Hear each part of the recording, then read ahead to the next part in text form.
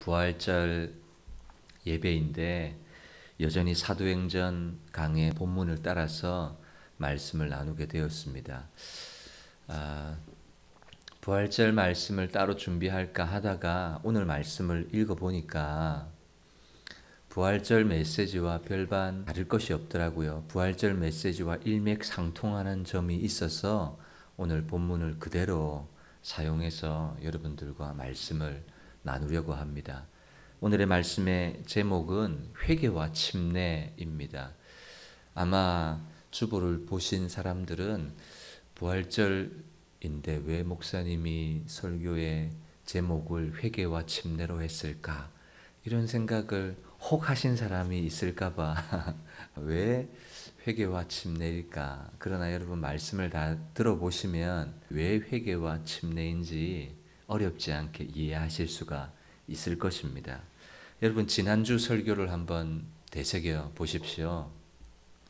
베드로가 마가다락방에 성령이 임한 사건을 보고 사람들이 조롱하면서 술 취했다라고 말했죠. 그래서 베드로가 해명하면서 구약을 인용한 복음 설교를 했습니다. 너희가 죽인 예수를 너희는 죽였지만 하나님은 살리셨다. 그리고 그 예수를 주와 그리스도가 되게 하셨다. 그리고 그 주와 그리스도가 되신 예수님이 너희가 죽였지만 부활하신 예수님이 아버지께 성령을 받아서 지금 보고 듣는 이 역사를 보여주신 것이다. 이루게 해주신 것이다. 이렇게 말씀을 했습니다. 그 설교를 들은 사람들의 반응이 오늘 본문에 나와요. 자, 어떻게 반응했죠? 몇 절입니까? 2장 37절이죠. 그들이 이 복음의 설교를 듣고 마음에 찔렸어요. 마음에 찔렸어요. 왜, 어떤 게 찔렸을까요? 너희가 죽인 예수, 너희가 예수님을 죽였다. 그러니까 마음에 찔린 것은 하나님이 증언하셨잖아요. 무엇을요? 메시아인 예수 그리스도가 하나님의 아들이고 그리스도라는 사실을 기적과 표적을 통해서 가르침을 통해서 메시아라는 사실이 증언했음에도 불구하고 그만 예수님을 십자가에 못 박아 죽여버렸거든요. 그래서 마음에 찔렸어요. 메시아인 증거를 보여주셨는데도 우리가 이 예수를 죽였구나. 그러면 어떤 문제가 생기게 됩니까? 예수님을 죽인 죄를 어떻게 해결할 수 있겠나? 이 문제가 생기잖아요. 그래서 이 설교를 들은 사람들이 마음에 찔렸던 거예요. 여러분 모든 유대인들은 메시아를 다윗의 후손으로 오실 메시아를 그렇게 기다렸거든요. 그런데 그렇게 기다렸던 메시아를 죽여버렸던 거예요. 하나님의 아들을 죽인 죄를 여러분 어떻게 해결할 수 있습니까? 이 심각한 죄 앞에 사람들은 우리가 어찌할꼬? 여러분 우리가 어찌할꼬 이 말은요. 지금 이 복음 설교를 들었던 이 사람들만 해당되는 것이 아니라 오늘 이 시대의 모든 사람들이 해야 될 질문이에요. 우리가 어찌할꼬? 왜 그래요? 왜 이 시대의 모든 사람들이 내가 어찌 해야 되나? 이 질문을 왜 해야 됩니까? 예수님께서 십자가에 죽으신 그 죽음은 모든 인류를 위한 대속의 죽음이었기 때문에 하나님의 아들 메시아를 죽인 죄에 대해서 우리가 어찌할꼬라고 고백했던 그 사람들의 입장이나 지금 예수님을 믿지 않는 사람들의 입장이나 똑같은 거예요. 그죠? 왜 똑같아요? 예수님을 믿지 않는 죄, 예수님을 죽인 죄, 그 죄를 어떻게 해야 되는 거예요 도대체? 그건 똑같은 거예요. 예수님을 믿지 않는 사람들이 처한 입장이나 하나님의 아들 예수를 죽인 사람들의 입장이나 똑같다는 거예요. 똑같다. 저와 여러분들은 우리가 어찌할꼬 이 질문에서 해결이 된 사람들입니까? 만약에 이 질문에서 해결이 안 된 사람이라면 오늘 이 부활절 메시지를 잘 들으셔야 돼요. 이 사람들은 복음을 듣고 어디에 이르러요? 내가 어떻게 해야 구원을 얻을 수 있을까? 이 자리에 도달했던 거예요. 그 얼마나 복된 역사입니까? 베드로의 설교를 듣고. 그렇지 않습니까? 하나님의 말씀을 듣고 야, 내가 지금 보통 문제를 지금 당한 것이 아니구나. 내가 지금 처해 있는 나의 현실이 보통 문제가 아니구나. 이 사실을 깨달은 거예요. 내가 죽인 예수를 하나님이 살리셔서 주와 그리스도가 되게 하셔서 성령을 부어주셔서 지금 이 마가다락방의 유월절이 아니죠. 오순절 이 절기에 성령에 부어주시는 역사가 일어났는데 부인할 수가 없는 거예요. 부인할 수가 없는 거예요. 왜? 지금 이 사람들이 보고 듣고 경험하는 성령의 역사가 분명하잖아요. 이것이 분명한 이유가 뭐예요? 내가 예수를 죽였는데 하나님이 이 예수를 살리셔서 일으키셔서 주와 그리스도가 되게 하셨다. 그래서 아버지께 성령을 받아서 지금 이 역사가 일어난 것을 보면 부인할 수가 없는 거예요. 부활하신 예수님을 부인할 수가 없는 거예요. 부활을 의심할 수가 없는 거예요. 그래서 우리가 어찌할꼬 나는 어떻게 하면 좋나 이런 마음을 고백하는 거죠. 이 질문에 대해서 베드로가 어떤 답변을 합니까? 38절 다 같이 읽겠습니다. 시작. 베드로가 이르되 너희가 회개하여 각각 예수 그리스도의 이름으로 침례를 받고 죄 사함을 받으라. 그리하면 성령의 선물을 받으리니. 여러분, 이 죄 문제를 어떻게 해결할 수 있는가? 예수님 믿지 않는 죄를 어떻게 해결할 수 있는가? 하나님의 아들을 죽인 죄를 어떻게 해결할 수 있는가? 그 첫걸음이 뭡니까? 회개입니다. 회개. 여러분들에게 질문하겠습니다. 회개가 뭐예요? 하나님, I'm sorry 하면 회개인가요? 회개는요, 내 죄가 이것입니다. 시인하는 것이기도 하지만요, 회개는 내가 이 길을 갔다. 그러면 그 길을 돌이키는 거예요. 내가 이 방향으로 가고 있다가 내가 잘못 가고 있네. 그래서 하나님, 내가 이런 죄도 저런 죄도 이런 죄도 하나님 앞에 인정하고 회개합니다 라고 했으면 뭐 해야 돼요? 돌이키는 거예요. 돌이키는 거예요. 그러니까 내가 목록을 정해서 하나님 이거 죄입니다. 이거 죄입니다. 이거 다 얘기했어요. 그게 회개가 아니라고 말하는 거예요. 다 얘기했으면 내가 가던 길을 뭐 하라고요? 돌이키라고요. 내 마음이 원하는 대로 늘 살았어요. 그것이 죄라는 것을 깨닫고 회개한다면 이제는 뭐 하는 거예요? 내 마음이 원하는 대로 살지 않는 거예요. 그게 회개예요. 내가 끊어버리지 못하는 죄가 있어요. 그걸 죄라고 하나님 앞에 고백했으면 그 죄 앞에 섰을 때 이제는 그 죄를 다시 손대지 않는 게 회개인 거예요. 내가 말로 인정하고 시인하는 것이 아니라 이제는 이전과 이유가 명확하는 거예요. 여러분, 이 사람들에게 회개하라 그랬잖아요. 이 사람들이 이전에는 어떻게 했어요? 하나님의 아들 예수를 부정하고 부인하고 죽여버렸어요. 그럼 이 사람들이 회개한다는 것은 이제 뭐예요? 하나님, 내가 죽였어요. 내가 죽였어요. 이게 회개가 아니라 이전에는 내가 부인하고 죽였는데 회개는요, 이제는 그분이 하나님의 아들이시다 인정하는 거예요. 그리고 내 마음에 모셔드리는 거예요. 그리고 그분이 원하는 삶을 살아가기를 애쓰는, 그게 회개죠. 여러분, 여러분은 회개하셨습니까? 여러분은 회개한 사람이에요?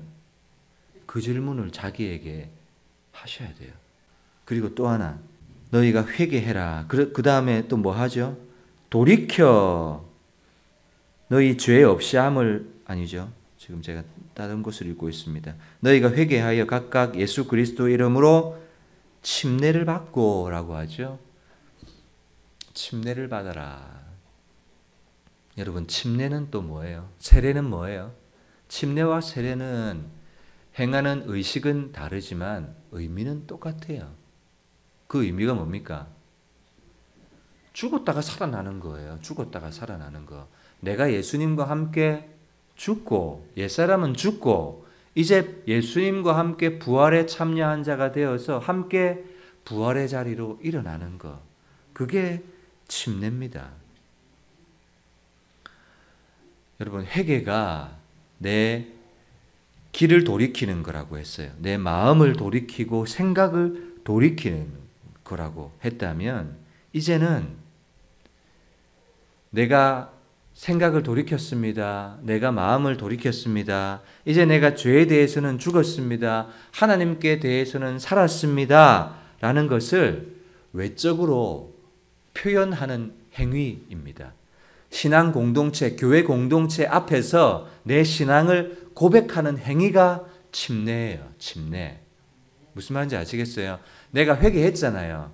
내가 보세요. 새로운 가족이 우리 교회에 왔습니다. 그리고 이 복음을 받아들이고 이제는 예수 믿지 않았던 죄를 회개하고 이제는 예수님을 믿겠습니다. 했죠? 말로만 한 것이 아니라 완전히 삶을 돌이켰어요. 그것을 교회 공동체 앞에 뭐 하는 거예요? 시인하는 거예요. 고백하는 거예요. 이제 나는 옛사람은 죽었고 이전의 삶과 이후의 삶을 나는 경계로 분명히 정합니다. 그래서 침례를 받음으로 이제는 믿음의 공동체의 일원이 되겠습니다. 라는 것을 고백하는 거예요. 여러분, 여기 계신 분들 중에서는 회개하고 침례를 받으신 분도 있고 또 그렇지 못한 분도 계실 거예요. 그러나 내가 여러분 회개하고 침례 받았다 할지라도 내가 그 외적 행위를 했다. 여러분 그것이 내가 회개하고 침례 받았다. 이렇게 말할 수가 있을까요? 맞죠. 물론 형식적으로는 회개하고 물에 들어갔다 나오는 침례를 받았어요. 그러나 회개하고 침례를 받고 죄사함을 받았어요. 결과도 중요하겠지만 저는요, 이 과정도 참 중요하다고 생각해요. 정말 이 내면적인 의미, 회개가 의미하는 그 의미, 침례가 그 의미하는 그 의미를 내 안에서 온전히 이루었는가 그 말이에요. 회개했기는 했는데, 침례 받기는 했는데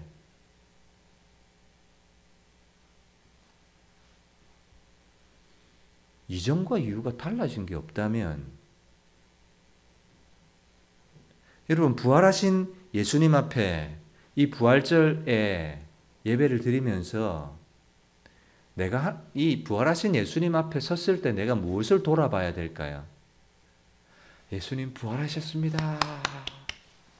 끝. 이것일까? 부활하신 예수님 나도 부활할 겁니다. 이런 소망을 가지는 것도 중요하고 부활의 기쁨 앞에 내 삶의 어려움과 위기를 덮어버리는 것도 중요하겠지만 부활의 주님 앞에 내가 섰을 때 내가 죄사함 받았다는 확신을 갖는 것도 중요하겠지만 저는 이 부활절 예배를 통해서요 여러분들에게 그리고 저 역시도 내가 회개했나? 내가 돌이켰나? 이전에는 나를 위해서 살았어요. 근데 이후에는 나만을 위해서 살지 않는 거예요. 하나님을 위해서, 하나님 나라를 위해서 마음을 다하고 뜻을 다하고 힘을 다하여 주 너희 하나님을 사랑하는 삶을 그 삶으로 돌이키는 그게 회개잖아요. 그러니까 여러분 내가 회개의 고백을 했나를 묻는 게 아니라 여러분들에게 묻는 것은 여러분 돌이킨 삶의 흔적이 있습니까를 묻는 거예요. 부활의 주님 앞에 내가 섰을 때 부활을 믿냐 안 믿냐 이것도 중요하겠지만 부활의 주님 앞에 나는 회개했나? 그게 더 기본적인 질문이에요. 이전에는 내 육신의 정욕을 따라 살았는데 이제는 세상이 전부가 아니라 세상의 소망이 아니라 아까 고린도 전서 15장 말씀에도 예수님을 믿고 바라는 것이 이 땅의 삶뿐이면 예수님을 믿고 얻는 유익이 이 땅에서 얻는 유익뿐이면 우리는 이 세상 모든 사람 중에서 가장 불쌍한 사람이다. 이렇게 사도 바울이 얘기했어요. 예수님 믿고 이 땅에서 잘 먹고 잘 살고 잘 입다가 죽는 것, 그것이 전부가 아니란 말이에요. 그러면 내가 부활의 주님 앞에 내가 서서 나는 올바로 회개했나? 이걸 돌아봐야 되는 거예요. 이전과 이후의 삶이 분명하게 경계선이 딱 그어져야 되는데 그 경계가 없는 거예요. 회개하기 전이나 회개한 이후나 나의 삶이 살아오는 방향과 스타일과 가치관은 그대로라면 이 사람은 부활의 주님 앞에 다시 서야 하는 거예요. 그리고 여러분 침례도 마찬가지예요. 침례는 무엇의 고백이라고 했습니까? 공동체 앞에서 내 마음이 바뀌었어요. 내 생각이 바뀌었어요. 저는 이제 믿음의 공동체 안에 믿음의 한 지체가 되었어요. 내가 이제 여러분들과 함께 한 몸을 이루었어요. 라는 것을 고백하는 행위잖아요. 여러분 침례 받으셨어요? 행위로 받았느냐를 묻는 게 아니에요. 한 몸이 되었어요? 그걸 묻는 거예요.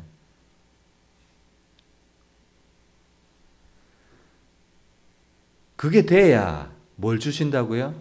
성령을 받으리니. 창세기 6장에 보면 하나님의 아들들이 사람의 딸들의 아름다움을 보면서 막 시집 장가갖고 육체가 되어버렸어요. 그랬더니 그만 무슨 일이 났어요? 하나님의 영이 떠나버렸어요. 하나님의 영이 떠나버렸어요. 그랬는데 회개하고 침례를 받고 죄사함을 받으니까 다시 하나님의 영이 내 육체를 지성소 삼고 내 안에 거하시는 거예요. 이게 부활의 기쁨과 동일한 기쁨이 아니겠습니까? 여러분, 나는 회개했나? 나는 침례 받았나? 부활의 주님 앞에 서서 부활의 기쁨과 영광을 맛보기 이전에 그걸 돌아봐야 돼요.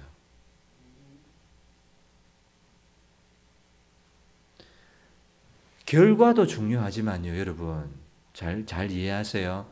부활절의 기쁨과 승리의 기쁨과 축제입니다. 이 결과를 무조건 이 결과만 바라보고 막 내가 여기에 참여하기 위해서 애쓰시라는 것이 아니라 여기에 참여할 수 있기 위해서는 뭐가 중요해요? 기초와 토대와 과정이 중요하다 그 말이에요. 그 과정과 기초가 뭐라는 거예요? 각각 회개해서 회개가 이루어져야 되고 그리고 침례를 받아라 그 말이에요. 우리 다음 주에 성찬식을 하죠. 우리 교회는 항상 부활주일 다음 주일을 성찬식을 합니다. 그 성찬을 나눌 때 반드시 뭐 해야 돼요? 예수님을 믿는 사람이 해야 되고요. 침례를 받지 못하면 이 성찬에 참여할 수가 없어요. 그래서 아이들이나 세례나 침례를 받지 못한 사람은 참여할 수가 없지요. 저는 이 부활절 예배를 통해서 여기 계신 모든 분들이요, 올바른 회개가 이루어지기를 여러분들에게 꼭 말씀드리고 싶어요. 여기 우리 예배드리는 모든 분들이 이 말씀을 듣고 내가 회개해야 돼. 부활의 주님 앞에서 내가 첫 번째 해야 될 게 있다면 뭐예요? 회개예요, 회개. 부활의 기쁨에 참여하기 이전에 내가 먼저 회개하는 거예요. 그리고 뭐 해야 돼요? 침례를 받아야 돼요. 여기 많은 분들은 세례를 받으신 분들도 있으시고 침례도 받으신 분들도 있으시고 여러분 세례를 받으면요 꼭 침례를 받아야 됩니까? 아닙니다. 세례 받으면 꼭 침례 받지 않아도 돼요. 그래요. 그런데 저는 여러분들에게 권해드리기를 세례를 받으셨다고 할지라도 저희 교회는 침례교회잖아요. 그죠? 그래서 그 침례교회의 정신과 의미에 참여한다는 의미로 침례를 받으시는 것을 저는 적극 권면해 드리고 싶어요. 그래서 우리 금단 집사님도 세례를 받으셨지만 침례 받으셨고, 성미자매도 침례 받았고, 그리고 나머지 분들도요, 올해 코로나 사태가 어떨지 모르지만 꼭 침례를 받으시기를 저는 권면해 드려요. 왜냐하면 이건 구원받고 못 받고 문제가 아니라 세례만 받아도 돼요. 하지만 여러분, 침례 교회 안에는 어떤 법이 있는가 하면, 침례 교회 안에서 세워지는 권사님이나 장로님이 되기 위해서는 반드시 침례 교인이어야만 한다라는 기준이 있어요. 그래서 침례 교회 안에도요, 세례만 받고 신앙생활 하시는 분들이 많아요. 근데 그분들이 권사님이 되고 장로님이 되기 위해서는 반드시 또 침례를 받는 거예요. 그런 점도 있고, 그리고 우리는 신앙 공동체 안에서 한 몸을 이루어야 된다는 점에서 저는 여러분들에게 꼭 침례를 받으셨으면 좋겠다, 그렇게 생각합니다. 그래서 이번 여름에는 우리 성준이뿐만 아니라 준호 집사님뿐만 아니라 또 꼭 내 마음에, 목사님 저는 그냥 세례만 받아도 충분할 것 같아요, 이렇게 하시는 분들은 꼭 안 받으셔도 상관없어요. 그러나 제가 꼭 말씀드리고 싶은 것은 그 정신, 그 의미는 반드시 우리 한 사람 한 사람이 다 도달해야 된다는 말이에요. 뭐해라는 거예요? 부활의 주님 앞에 나는 회개한 사람인가? 회개하지 않으면 부활의 주님과 내가 상관이 없어요. 그리고 침례가, 내가 이제는 옛사람에 대해서는 죽었고 이제는 영적인 새 사람으로 부활했다, 공동체 안에 참여한다, 그것을 믿음으로 고백한다는 것을 꼭 기억했으면 좋겠습니다. 39절 보세요. 이 약속은 하죠. 이 약속 무슨 약속입니까? 이 약속 무슨 약속이에요? 회개하고 침례 받을 때 죄사함을 주고 성령 주신다는 이 약속. 이 약속 무슨 약속이라고요? 회개하고 침례 받으면 죄사함과 성령 주신다는 이 약속. 이걸 한 단어로 얘기하면 구원, 이렇게 얘기하는 거예요. 회개하고 침례 받으면 죄사함과 성령 주신다는 이 구원의 약속. 이 약속은 누구에게 주어졌어요? 너희와 너희 자녀. 여러분, 이 말의 1차적인 대상은요, 유대인들이에요. 유대인들. 지금 이 설교를 듣고 있는 유대인들 뿐만 아니라 모든 먼 사람은 누구예요? 이방인이에요. 유대인들과 이방인, 곧 우리 우리 하나님이 얼마든지 부르시는 자들에게, 여러분, 회개하고 침례받고 제사함을 얻고 성령을 받는 이 구원의 은혜는 누가 얻는 거예요? 하나님이 부르시는 자. 저와 여러분들 부름 받았어요, 안 받았어요?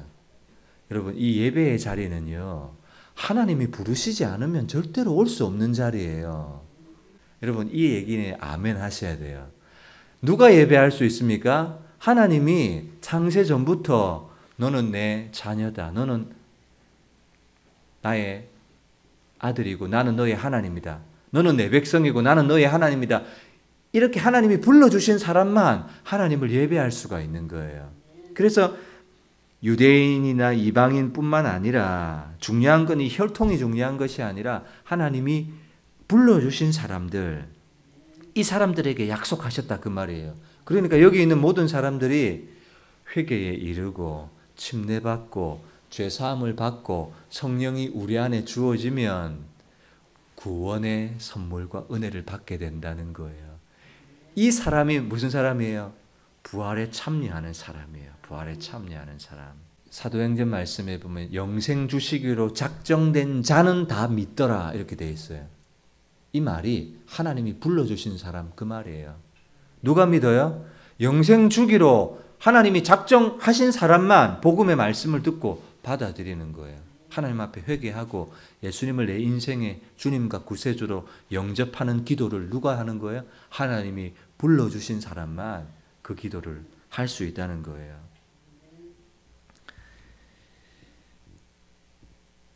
또 여러 말로 확증하며 권하여 이르되 너희가 이 패역한 세대에서 구원을 받으라. 여러분, 패역한 세대의 특징은요, 돌이키지 않는다는 거예요. 자신을 바꾸지 않는다는 거예요. 그것이 패역한 마음이고 패역한 인생입니다. 저는 신앙생활을 하면서요, 참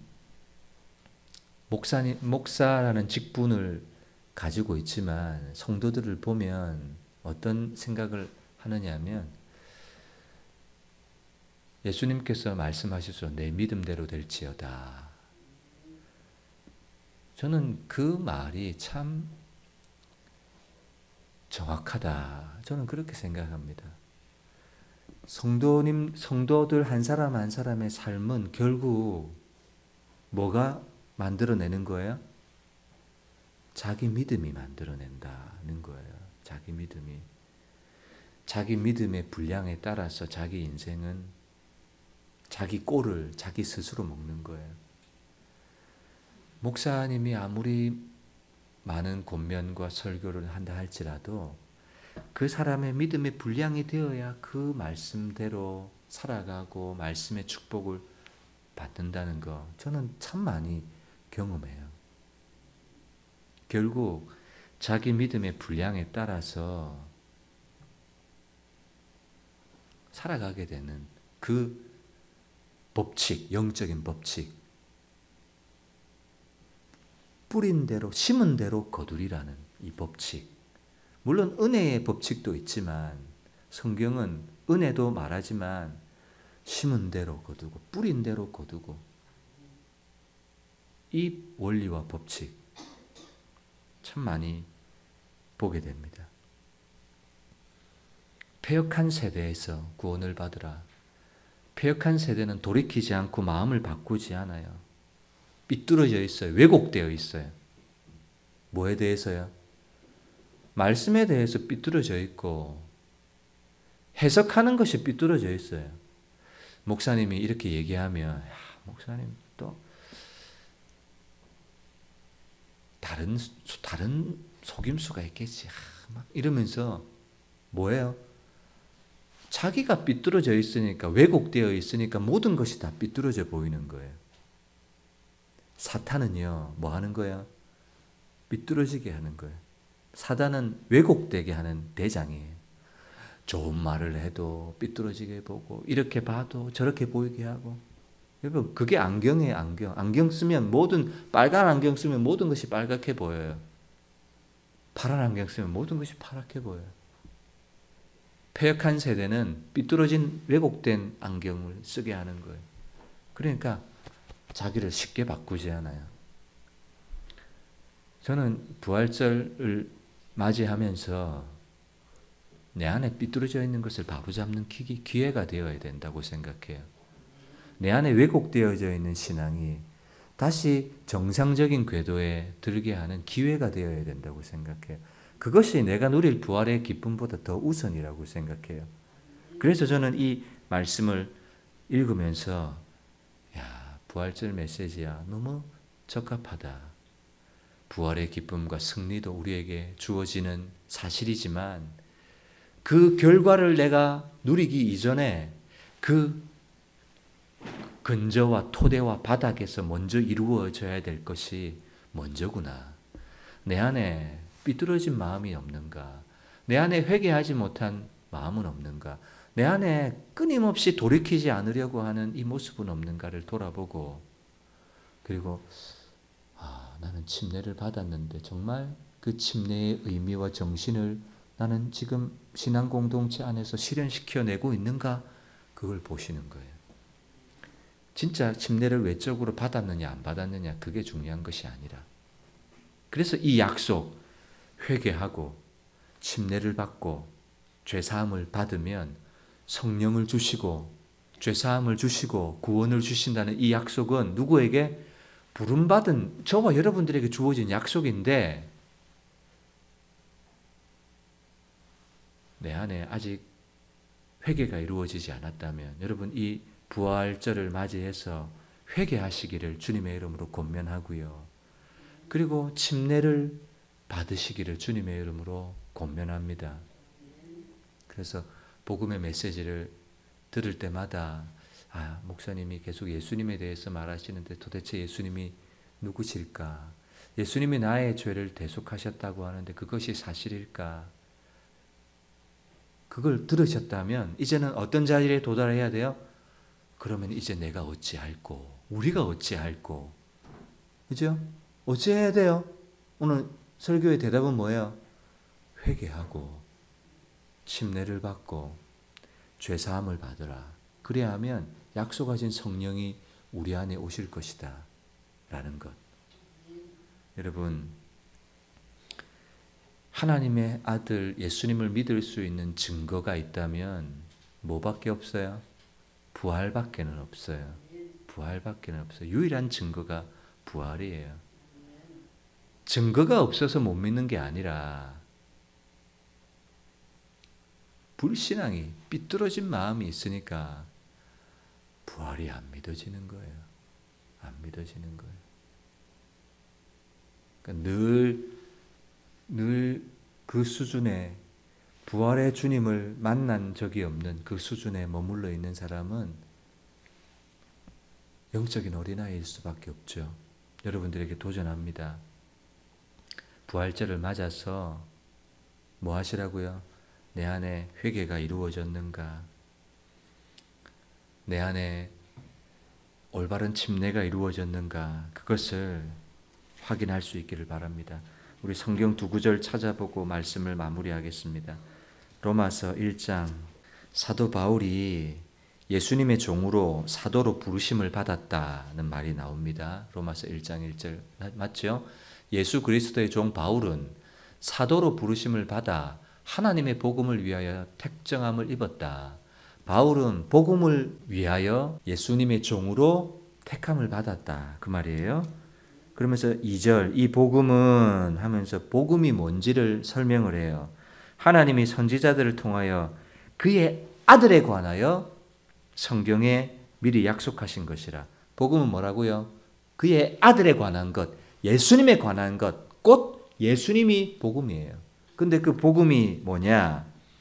3절, 그의 아들에 관하여 말하면 육신으로는 다윗의 혈통에서 나셨고 성결의 영으로는 죽은 자들 가운데서 부활하사 능력으로 하나님의 아들로 선포되셨으니 곧 우리 주 예수 그리스도시니라. 여러분, 복음을 얘기하면서 그 아들에 관한, 예수님에 관한 이야기를 하면서 딱 두 가지를 얘기해요. 하나는 죽었다는 것과 부활했다는 것. 두 가지예요. 복음은 뭐예요? 예수님이 죽었다. 그리고 예수님이 부활했다. 여러분, 간략하게 말하면 이게 복음이에요. 다른 거 없어요. 성경이 얘기하잖아요. 그의 아들에 관하여 말하면 육신으로는 다윗의 혈통에서 오실 거라는 성경의 약속, 그리고 성결의 영으로는 죽은 자들 가운데서 부활하여 하나님의 아들로 선포되셨다. 원래 하나님의 아들이셨는데 객관적인 증거로 드러난 것은 부활의 사건으로 드러났다. 그 말이에요. 여러분, 기적을 행하고 병자를 고치고 오병이어의 기적을 행하고 무리를 걸을 때도 그때도 하나님의 아들 메시아였음이 분명했어요. 그랬지만 그것도 증거였지만 더 분명하고 명확한 증거가 있다면 부활하시는 이 사건을 통해서 모든 것이 맞다, 메시아가 맞다, 그리스도가 맞다라는 증거가 부활의 증거다라고 말하는 거예요. 그러니까 무엇을 보고 예수님을 믿을 수 있어요? 예수님이 부활하셨다는 것을 보고 예수님을 믿을 수 있는 유일한 증거가 부활이는 거예요. 증거가 없어서 못 믿겠다. 그런 말 하지 마세요. 증거 있어요. 성경이 말하는 증거 뭐예요? 예수님께서 부활하셨다는 거예요. 요나가 밤낮 물고기 배에서 사흘 동안 있는 것처럼 예수님께서 사흘 만에 부활하실 것. 예수님에 대해서 표적 행해봐라. 네가 하나님의 아들이라는 표적 행해봐라. 예수님이 선지자 요나의 표적밖에는 너희에게 보일 표적이 없다. 부활의 표적, 부활하신 예수님 보고 믿지 않으면 도저히 예수님 믿을 수 있는 방법이 없다고 말하고 있는 거예요. 그리고 고린도전서 15장, 형제들아 내가 너희에게 전한 복음을 너희에게 알게 하노니, 복음을 알게 한다 그러죠. 아까 복음이 뭐라고 그랬어요? 로마서에서는 예수님에 관한 것, 아들에 관한 것, 그 아들이 죽었다가 부활했다는 것. 그죠? 이는 너희가 받은 것이고 내가 너희에게 전했고 너희가 받은 것이고 또 그 가운데 선 것이라. 너희가 만일 내가 전한 그 말을 굳게 지키고 헛되이 믿지 아니하면 그로 말미암아 구원을 받으리라. 내가 전한 그 말이 뭡니까? 예수님께서 우리 죄를 위해서 죽으셨다는 대속의 죽음과 사흘 만에 부활하셨다는 그 말을 굳게 믿고 헛되이 믿지 아니하면 구원을 받으리라. 그렇게 얘기하죠. 그러면서 그 복음의 내용이 뭔가 하면 3절 4절이에요. 내가 받은 것을 먼저 너희에게 전하였노니 이는 성경대로 그리스도께서 우리 죄를 위하여 죽으신 대속의 죽음. 그리고 4절 장사 지낸 바 되셨다가 성경대로 사흘 만에 부활하셨다는 부활. 그러니까 복음은요, 예수님께서 나를 위해서 대속의 죽음을 죽으셨고 사흘 만에 부활하셨다는 이 부활의 사건, 이것이 복음입니다. 근데 굳게 지키라, 헛되이 믿지 말라 하죠. 그 말은 무슨 말인가 하면 그 내 죄를 위해서 십자가에 죽으시고 부활하신 그 주님 앞에 내가 올바로 회개했는가, 올바로 침례의 의미를 이루어내고 있는가, 그 말이에요. 그렇게 하면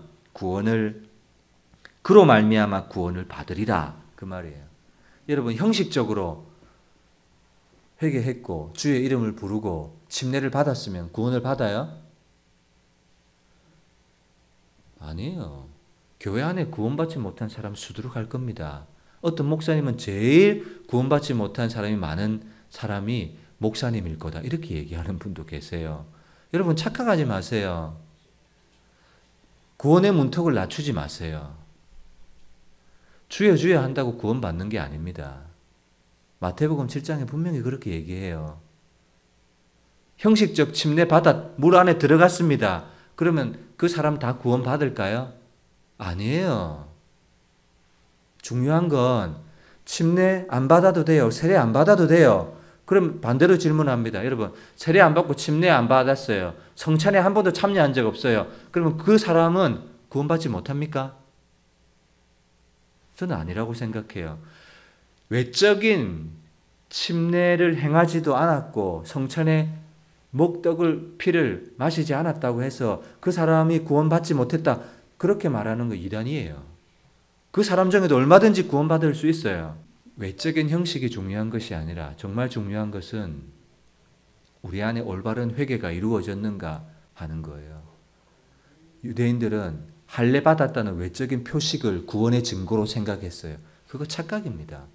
그러면 침례 받았다는 그 표식을 내가 가지고 있으면 난 구원받았어요? 아니라고요. 표식이 중요한 것이 아니라고요. 그러면 목사님 왜 침례 받으라고 합니까? 그것은 오늘날 교회의 공동체의 유익을 위해서 하라는 거예요. 구원을 위해서 하라는 것이 아니라. 부활절 예배를 통해서 여러분 다시 한번 꼭 기억하시기를 주님의 이름으로 부탁을 드립니다. 올바른 회개, 그리고 올바른 침례. 그래서 저는 이 말씀을 준비하면서 이번 해에 우리 교회 안에 많은 분들이 침례를 받을 수 있는 기회가 있으시기를 바랍니다.